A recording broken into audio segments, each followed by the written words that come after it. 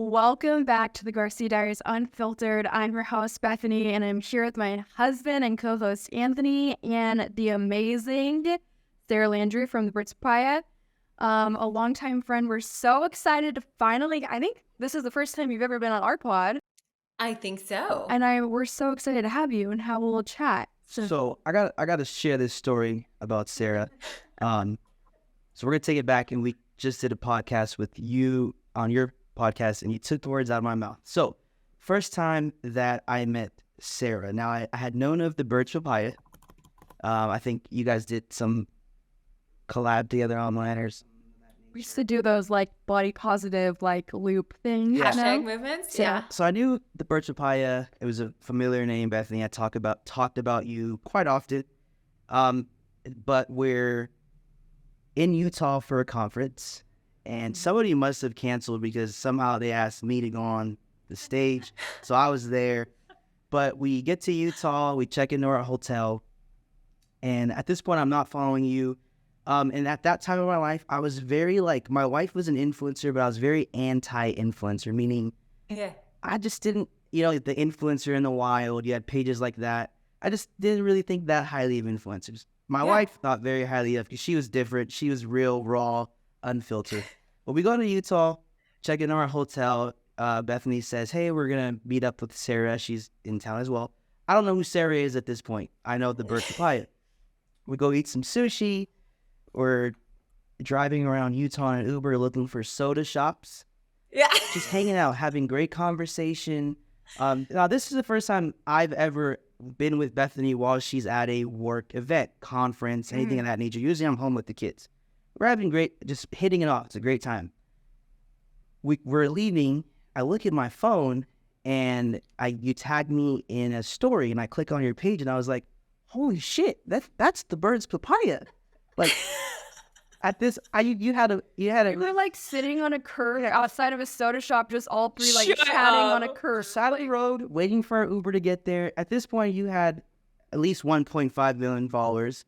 And holy shit, we were just on the side of the road hanging out. And I was like, wow, so Sarah is the Birch Papaya. Who she is on the gram is who she is in person. And I was like, damn, that's so, I had no indication that you were just so big time, and obviously now I know, but I'm like, wow, that was so awesome. We hit it off. We had great conversation. We talked just like regular people, and it was in that moment I was like, okay, I really like her. She's good for my wife. I'm glad that my wife has a friend like her online. So that was our introduction to each other. Yeah. So I just want to say, Sarah is as awesome in person as she is online. Now he's a long. It helps that I'm an Eagles fan now, right? Right. Yeah. Now he's a follower. And now that now I'm a follower, I've seen all the amazing things you do online, all the inspiring you do. You're an Eagles fan, exactly. It's just wow, just an overall awesome person. Thank you. I remember that hangout, and I remember Bethany messaging me afterward, and she was like, Anthony actually really likes you, and he doesn't like everybody. I was like, yes! You're my second favorite Canadian. Oh, who's first? Drake. Drake. I just remember it's so funny because that trip was so chaotic. I felt like everyone was not to name names, but there was a lot of vying for attention and the cool girl mentality. And we were just having the time. We're just free meals, soda shops. We were just kids. We were just hanging out, having the best time. And I was so glad for that. And and then some of the it just felt like there was two sides of this long table of people, and some were just trying to be so cool and have everything so, and that's it's almost they're tapped into that business mindset, and then the other half of the table was just we were just being sloppy happy and having to be fun. here. Happy to and be I was there there's nothing wrong with either side of this table, but I was really glad to be on the sloppy fun one. Right, but going in, I would have thought, just based off numbers alone and your status, you would have been on the other side of the table. Yeah, no, it was awesome. So, okay, one of my favorite things that you share about online is, because number one, you're so vulnerable, and what drew me to you years and years and years ago was your angel wing posts that you did, the that's how I first found you. My little clap back of the Victoria's Secret comments, I remember. I love that. But what drew me to you was your captions, because I love reading people's thoughts Yeah. on things, but the way you write is just so beautiful. Like, you have to write a book Thank you. someday. You have to. But that was one of my first introductions to you, and I was just like, oh my gosh, like, she has a way with words that really speaks to me.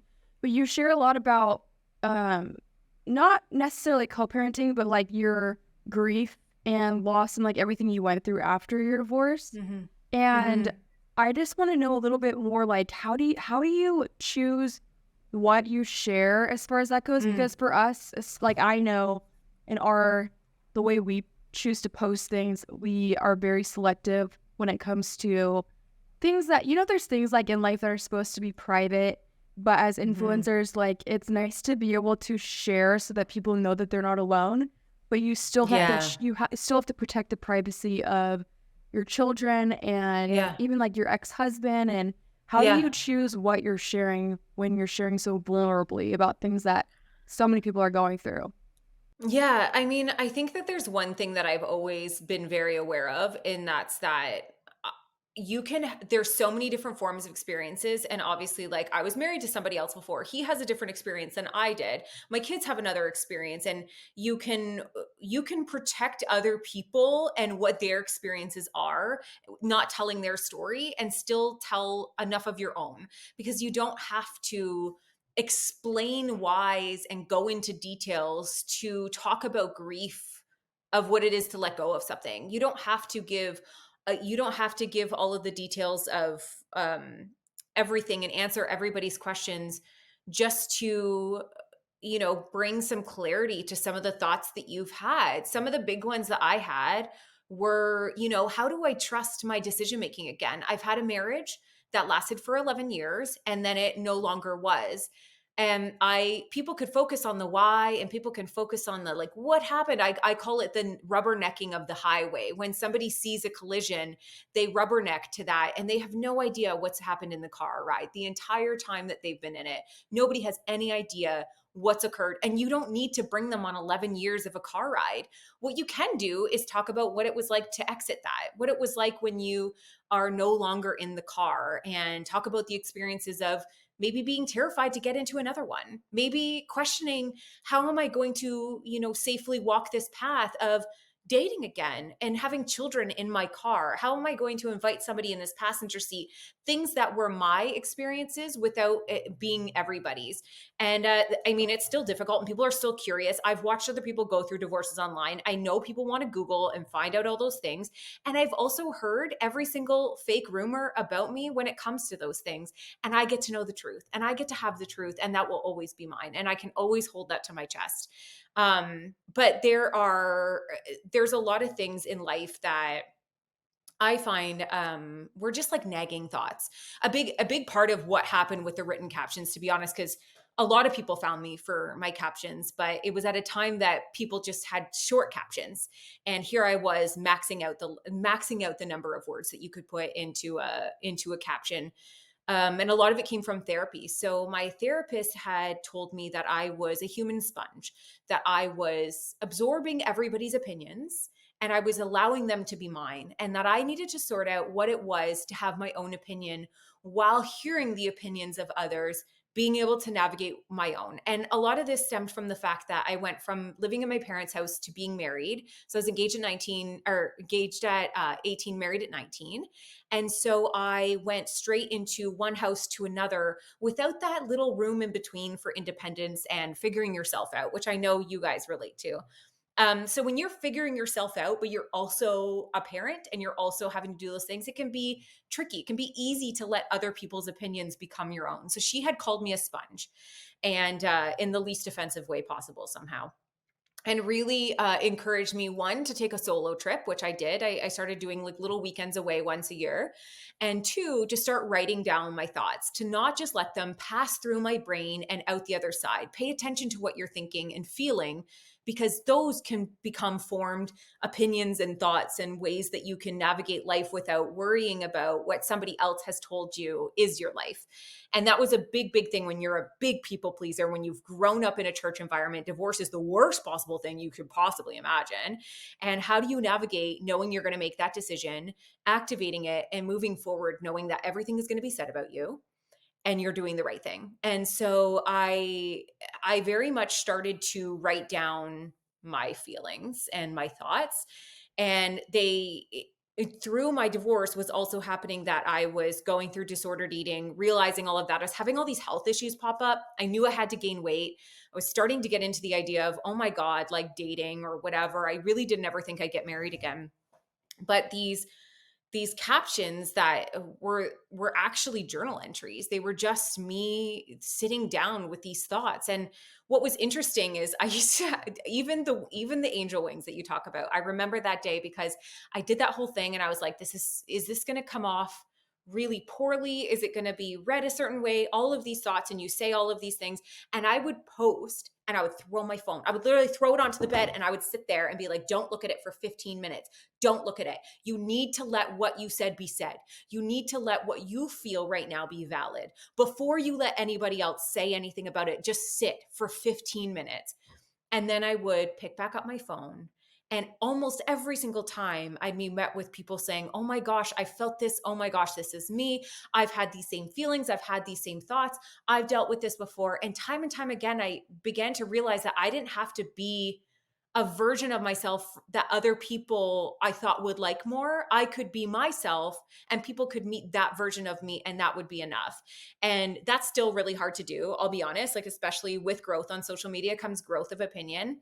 And you have to keep navigating what it is to have thoughts and feelings and create opinions for yourself while hearing even more opinions from others. And so that can still be really tricky and hard, but that's it. To this day, I have no idea what I'll post tomorrow.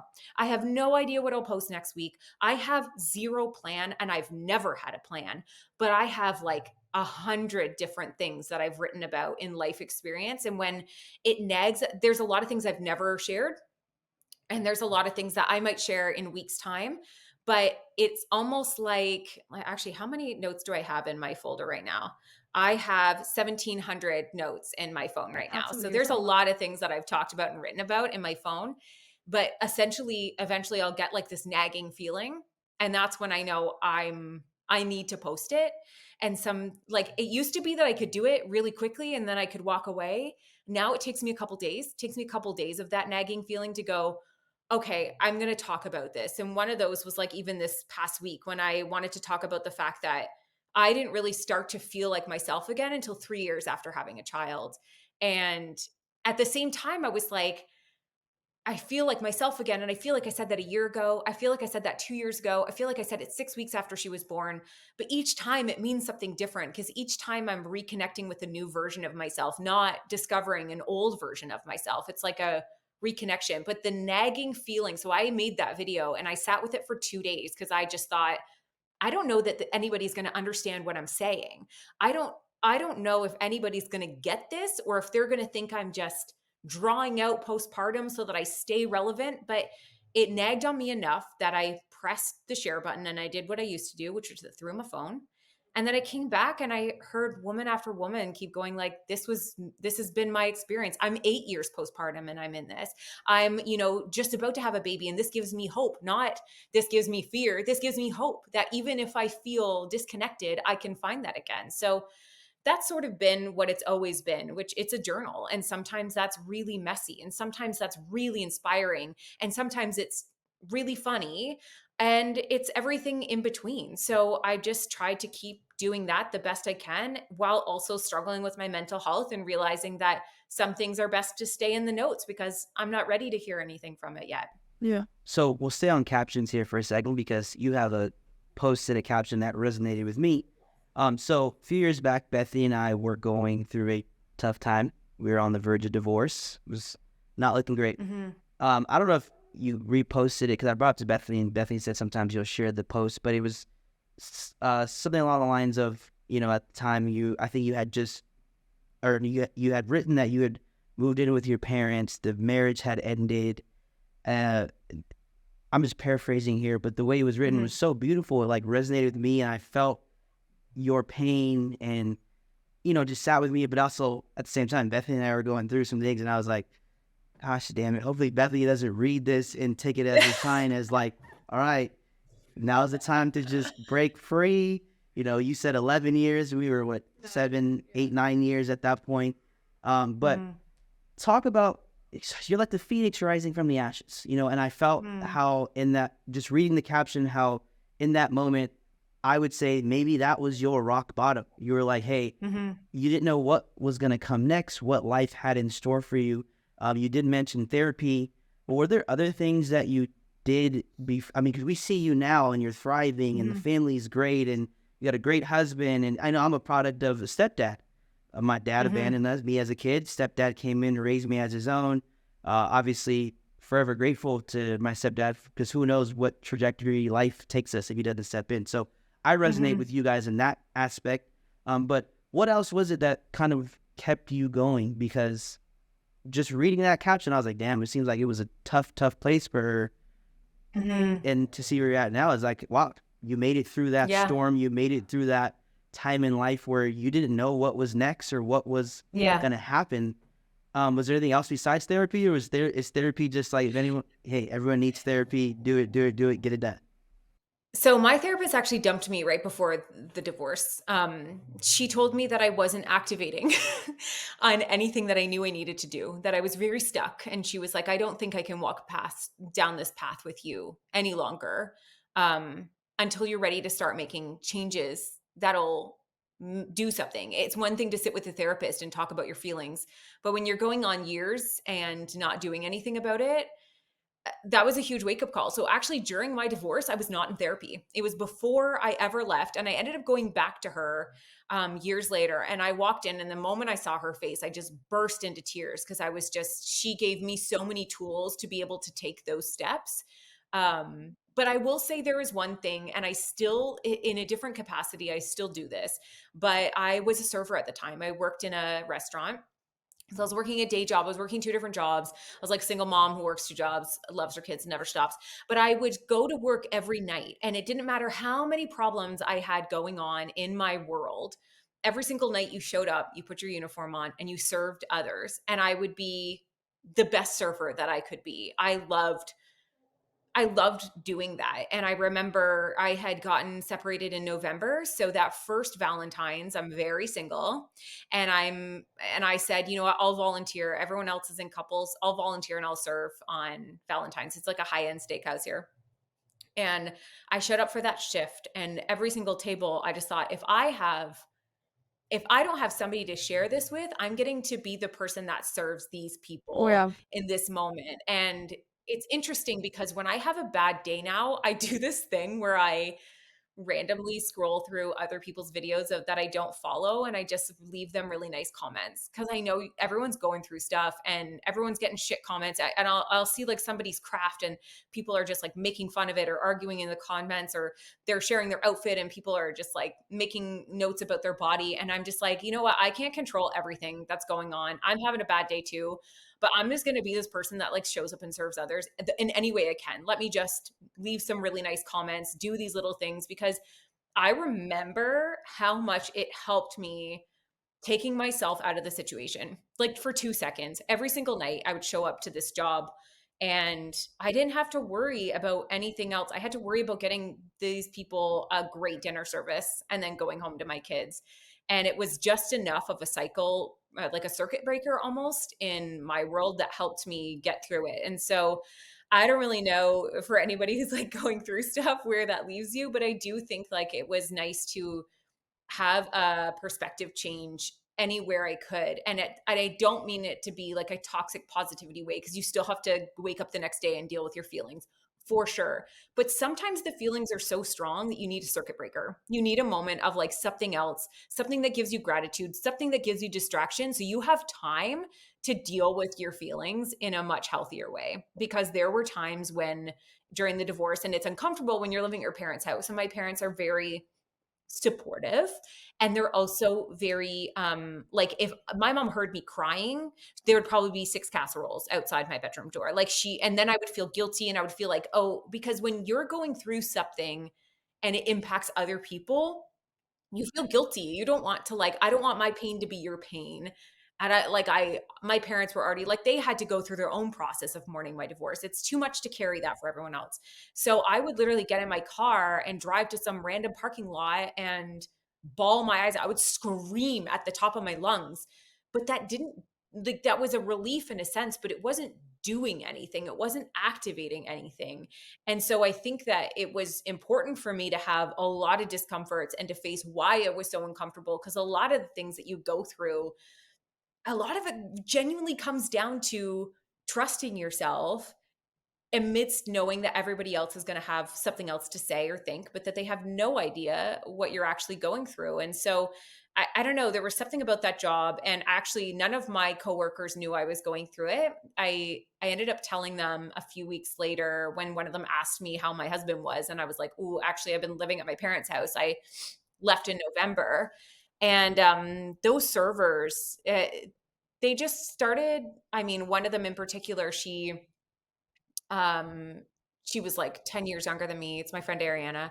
And she would be like, "Hey, I'm going to go run errands today. Do you want, like, can I take one of the kids?" Or, "Oh my God, you're doing a birthday party. That sounds so fun." And she would just, like, I'm like, why is this university student want to hang out with me and my kids? But it was like you met these new people and they were actually thought it was really cool that you had this life of hanging out with kids and getting to do fun things. We'd go bowling and all this stuff. And that changed my life too, that I wasn't like this burden of a person for everybody, that some people could actually find joy in meeting me in the garden of weeds, right? And eventually they would become flowers, but not then. And a lot of things change when you're going through life stuff. But that's one thing I always was really grateful for, was something that ultimately was a distraction, but also a way for me to, I don't know, show up in the world that wasn't about me and my experiences, because I was so ready to just zone out on that. And I'm glad that I didn't take other vices to zone out, that I ended up zoning out on just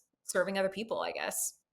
So switching gears like a tiny bit, let's see that more on that. No, nothing. Okay. Yeah. So switching gears a tiny bit, you have always been someone that I can like look to on an online platform to feel inspired by and have, I can just scroll through your feed and I'm like, there's 10 captions in one scroll that I'm like, I can relate to this. But a Yeah. lot of it is, especially like over the years, it's been like a lot of body positive and or body neutrality, like just Yeah. really positive things or honest things about your body. But does that ever make you feel like stuck in the niche box of like, I have to share these things? And because I know for myself, like once I started sharing other things, like the engagement was tanking and it seemed like people were less interested. And so then that like made me feel bad. And it was this like kind of vicious cycle of, I feel like I have to keep sharing these things or else I'm not relevant anymore. How do you battle that? Do you feel comfortable sharing things that aren't, was there a process to it? How do you do it?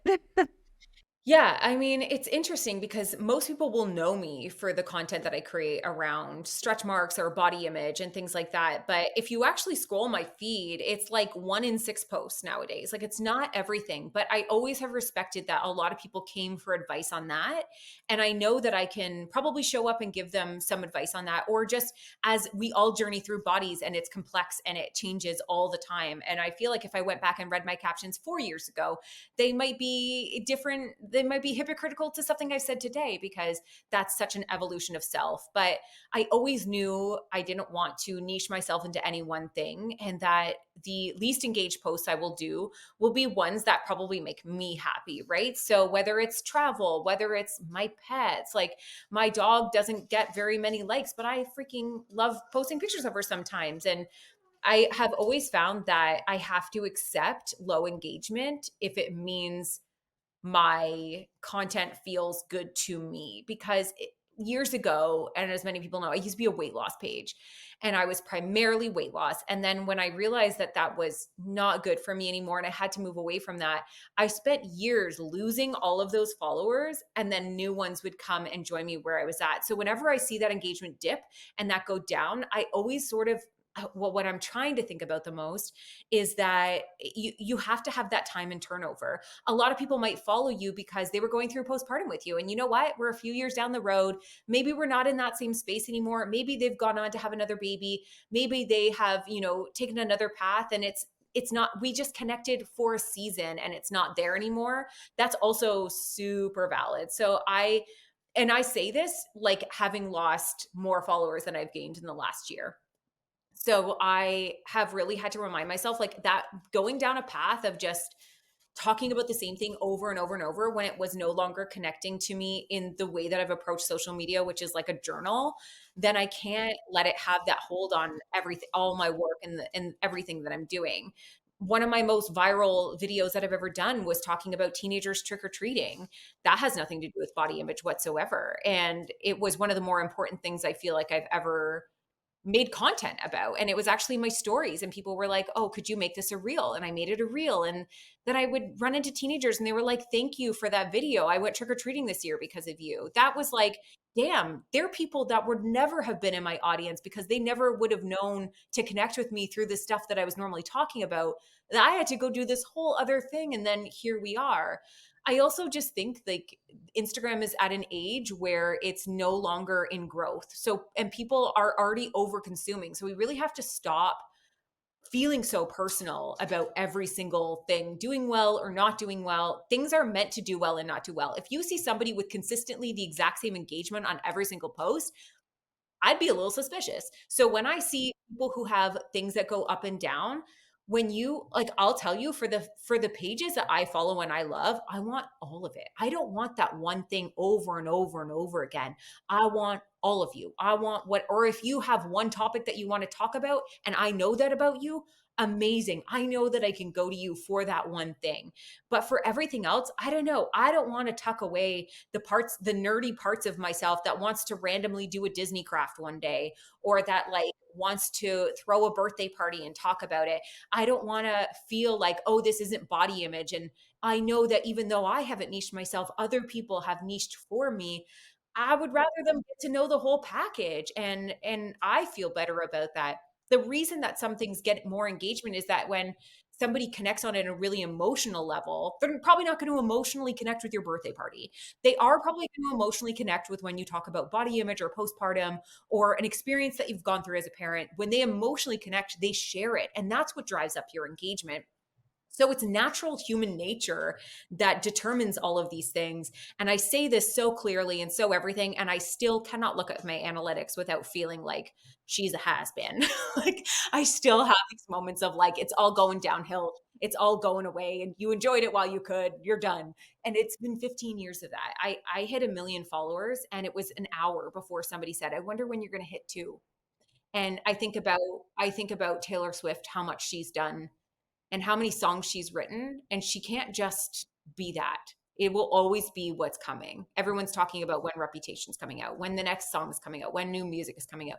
Nobody gets to just be successful and be happy. It's always what's coming next. There's always further expectations on you. So we really have to take responsibility to know that and recognize that even the best artists in the world take a break and they come back and they have refreshed thoughts, opinions, songs, work that they do. And we're here out grinding every single day, nonstop. And like you said, I'm a writer. So this whole video centric content has taken me to another level of learning and having to figure out how to reach an audience in a way that is new for me. Sorry, I'm just getting daggers from his eyeballs this whole conversation. Hey Zeke, our producer, can you just clip everything she just said? Send it to me in a Pete, however, so when Bethany is spiraling in bed in 3 nights, I could just be like, hey, girl, I'll remember send you what my Sarah screenshots. said? Everything you said is like conversations we have all the time where I'm like, you're preaching to the choir. And thank you. What do you find is the hardest thing to talk about, to be vulnerable about? For me, it's the body image stuff still. But I feel like for some people it's like mental health, or I feel like there's so much judgment that comes from sharing that you're mentally struggling, especially as a mom, because it's like we're responsible for humans. Like it's almost like we're not allowed to struggle. And so I don't even think I've really talked about mental health in a long, maybe that's the hardest thing for me. But for you, what is it? Because I know like you are so honest about everything, but is there ever those moments, even on like stories, maybe not even a feed post, but like stories when you're like, oh, maybe I shouldn't have shared that, or people are judging too hard, those kinds of things? Mental health was a big one. I think because I'm so happy presenting that it was hard for me to even find space for how bad things were getting. And they got real bad. Like, and I've been honest about this, but I started struggling really badly with suicidal thoughts. And when things like that are happening, you're no longer just, hey, what content am I going to make? You're just in survival mode. It was honestly, I was embarrassed. I was embarrassed that like I had to have my husband like watch me almost, and that I had to tell him when I was thinking of hurting myself. Like it was embarrassing, and I didn't know how to talk about it because even though I had struggled with like prenatal depression and things like that, and anxiety maybe, I didn't know how to deal with like, oh my gosh, how do you have every box checked in your life and now you're not okay? I felt like I almost hated me. Like everybody else who gave me the hate messages, I was like, damn, agreed. My voice is annoying. You're so fucking right. I am a piece of trash. You start agreeing with all of the things that people say to you. And so when I started being open about my mental health, two things happened. One, I had some, I mean, really, really big eye-opening moments of people whose lives were potentially, I have PMDD, so it's like it's a cyclical, it's almost like a brain allergy to your period hormones. It's like a very severe PMS, and it can cause you almost all the time to just your whole life feels catastrophic and um, unsurvivable. And so when I did talk about it, when I did open up about it, I was a little embarrassed. And I also then had a woman reach out to me who said, when you said it, I realized that this was the things that my 14-year-old was going through. And we had no idea it was a thing. And they were able to get her treatment. She had multiple times tried to take her life. And then another parent whose child didn't make it because of mental health. And she just gave me this, I saw her in real life, and she just gave me this big hug. And she said, never stop talking about this because you never know whose life you would be saving.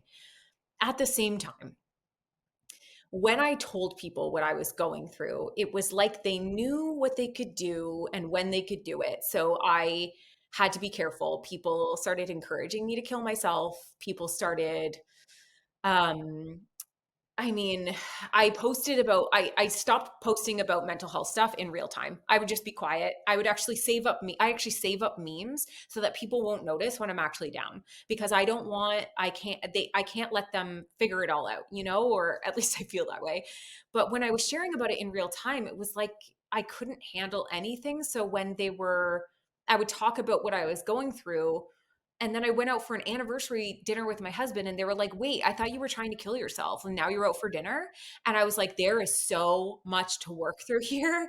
There's so much to process in the way that we view mental health and how we parent, how we show up for ourselves, how we are in relationship, how we cope. And so I don't share about it in real time. And I've actually shared a lot less about it because it's derailed me on a lot of my own progress talking about it, because it's people are cruel. And so I feel two ways about it. I'm really glad that I talked about it when I had capacity to, and when I will again.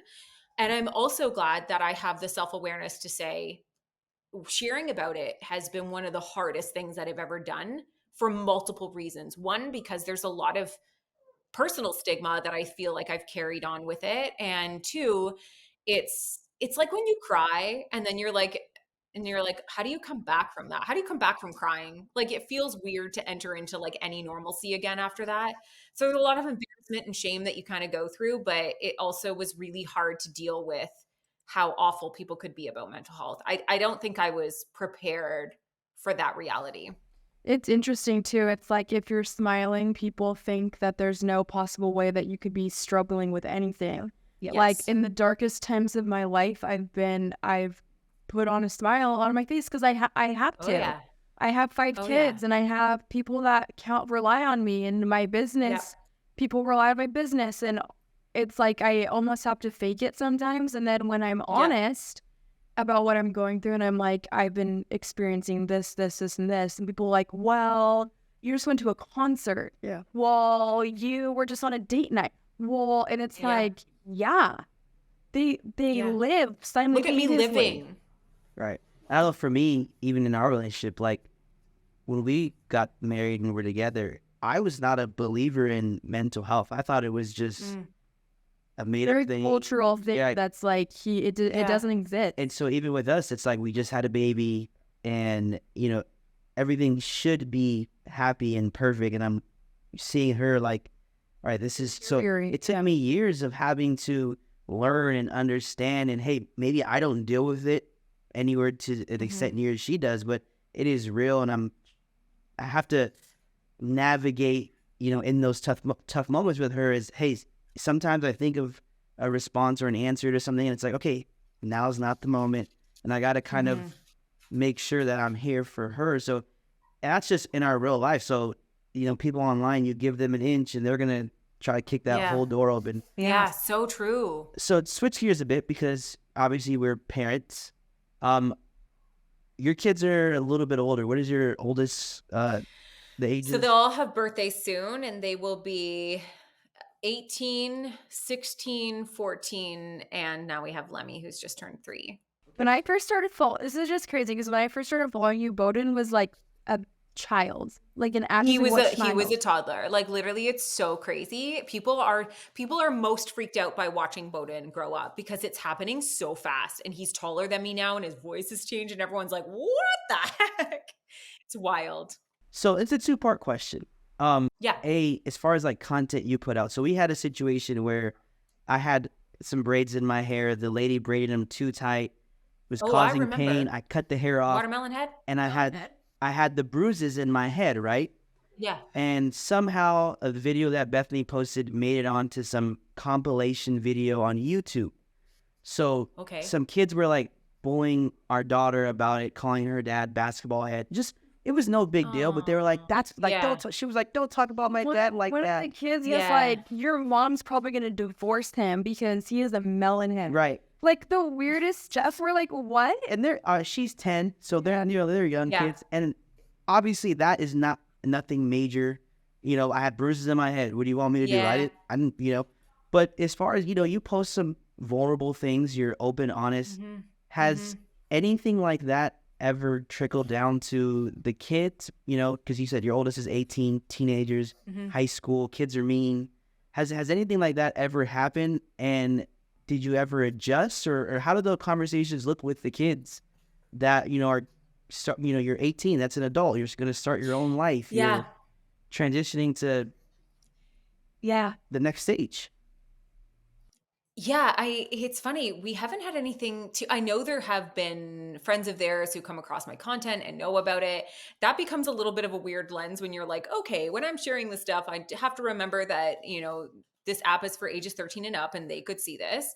But it's also interesting because I've always really fought for my kids understanding that there was a lot of like, that's me, that's not you. And just like, I don't know, it's like such a weird thing, but they've never that they've told me been anything but proud and happy. I mean, they call me cringy for sure. Of course, they're Gen Zs. They're like, you're so cringe, millennial. But they also know, like, if they were like, didn't like something that I posted, that it's not about them, it's about me. And so they're fine with that. Everything that involves them, they have to give the stamp of approval on. So I think there's at least that. And I mean, I have shared some like openly embarrassing things before, like when I had shingles on my vagina. I talked about it and they were like, oh my God, mom. But I also watch them grow up now and they're getting less embarrassed about the things that naturally happen as humans. And I remember like one of my daughters had stretch marks on her legs and I was like, damn, that's so cool. And I was like, it just wasn't even a thing for her. And I was like, it's so cool to see that. I hope it's all positive and good. And but to be honest, they're very they troll me the most. They're just so funny and they keep me so humble, and they're also my biggest supporters. And so it's been really fun to have that.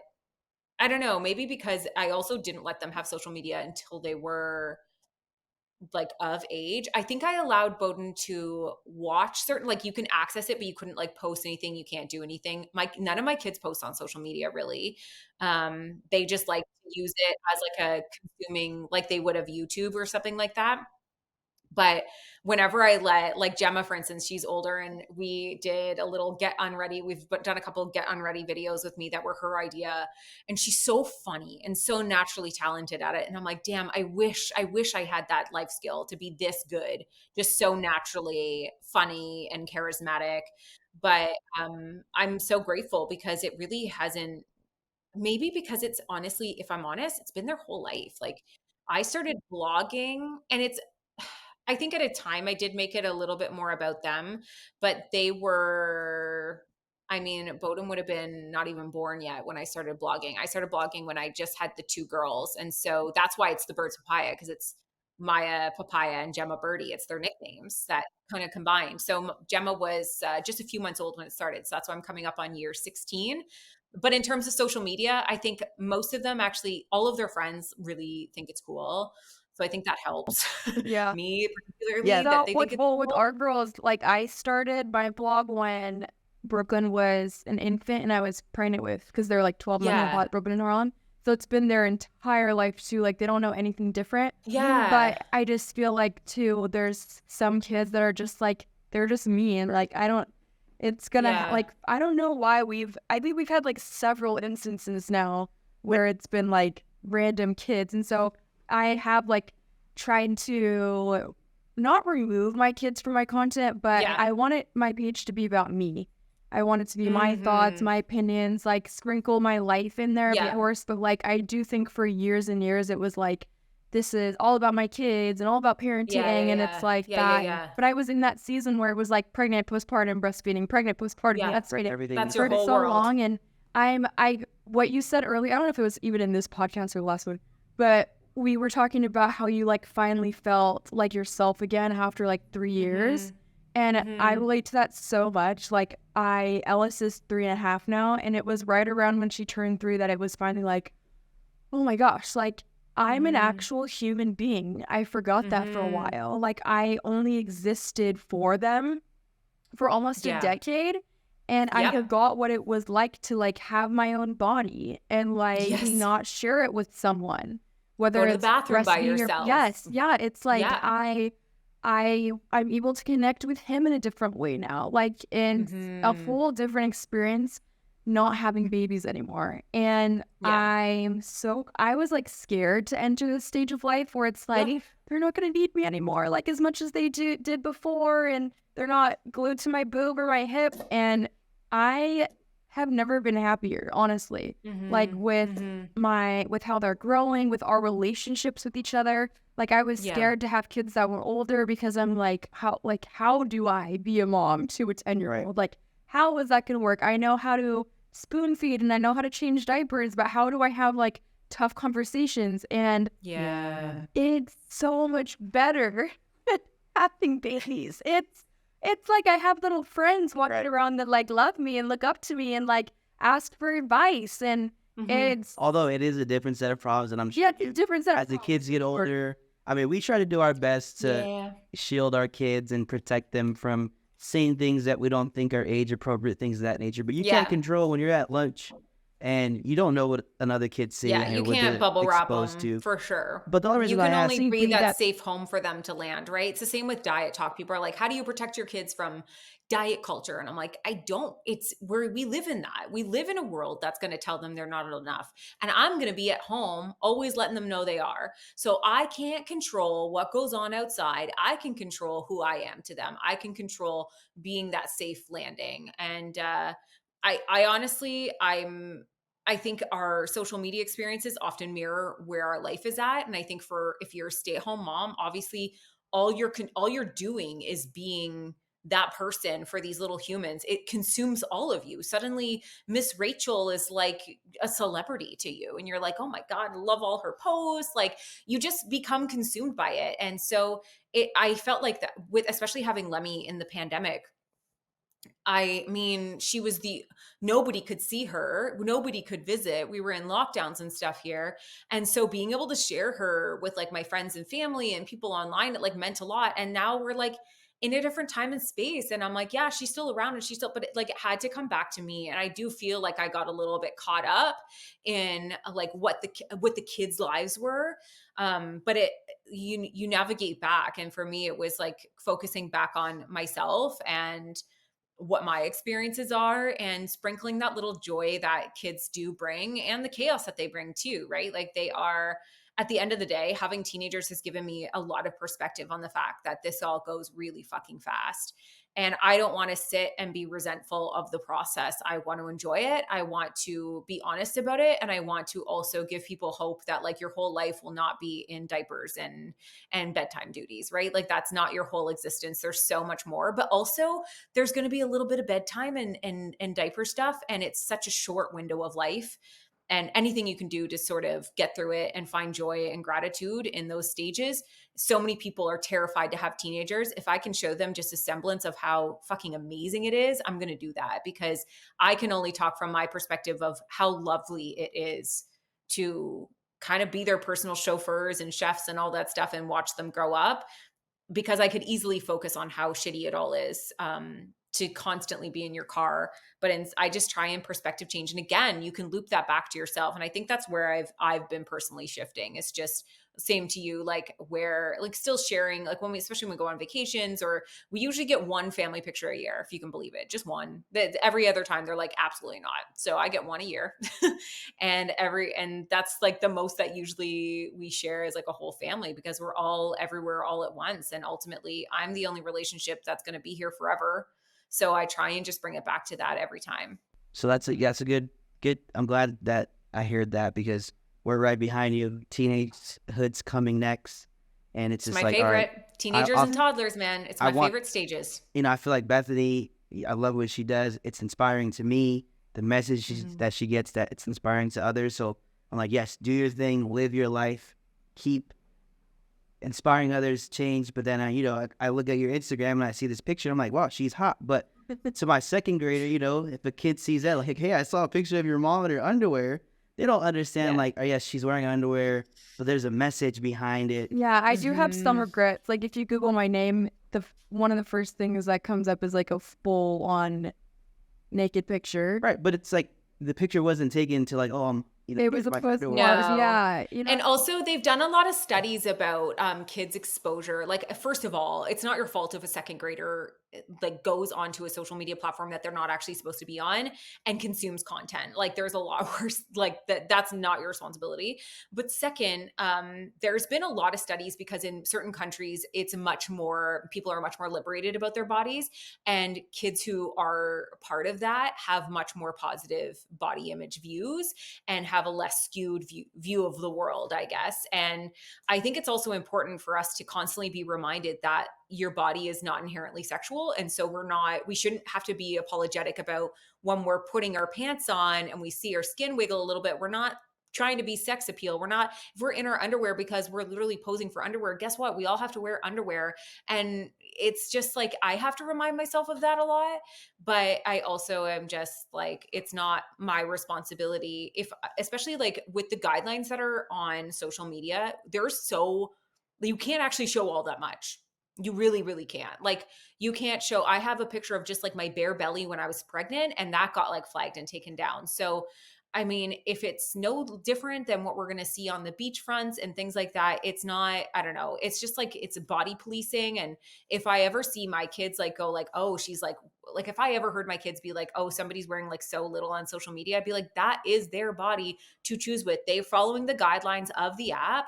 That's your responsibility. That's not theirs. That's your responsibility. And so I sort of have to hold myself to that as well. Even though it's like social media does scare me a little bit, I also recognize that, like I said, it's the world, and we have to be that safe landing place for our kids to come to us and talk about things, not judge and scrutinize and make them feel shame for anything that they might have experienced in those spaces, right? So it can be tricky, because I think a lot of us experienced adult content usually at like a friend's house or like a party or something like that. Wasn't at home by ourselves. It was like, or we accidentally found a channel of something. And so that can be really confusing and really shameful for a lot of people. And at the same time, I always want to be the kind of person that if they told me about it, it would be like, okay, that's not like, don't feel bad. We're going to like talk through it. I haven't never had to come across that yet, but if it happens, it happens. Actually, that's not true. One time Gemma was planning a peacock birthday party and she Googled it with 2 separate words. We had to have a chat then. She found some content. She was like, and she was so like honest about it. She was like, yeah, that's disgusting, and moved on. And I was like, okay. So Chat had. just for our listeners, that's, you know, we're the Garcias.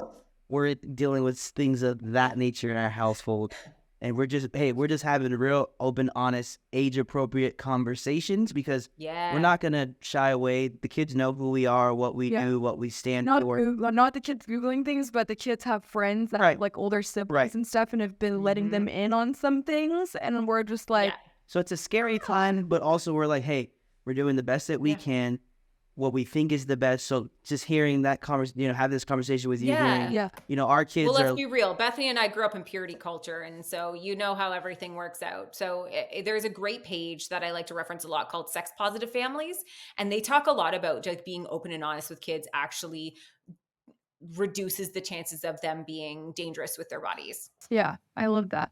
This whole conversation is inspiring to me, and I'm just so grateful that you took time out of your day to come chat with us, because I know it's gonna be such a good conversation for people to hear. It's been in the works for way too long. I'm so happy we did it. Do you know the song yet?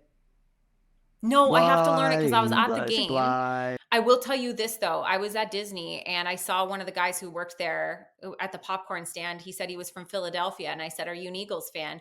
And he said, "Yeah, I am." And I go, "Go Birds." And he handed me a free popcorn and I was like, "Best day." Mark Wahlberg. We had a little, was it Mark Wahlberg? Yeah, Mark Wahlberg. I wore an Eagles hat to an event and he looked me in my eye. We did a little Go Birds, you know? Hey. That is so cool. Anyways, you guys can follow Sarah at the Birds Papaya. Go listen to her podcast. We love her so much. And thank you, Sarah, for chatting with us. Yeah, thank you. Yeah, thank you.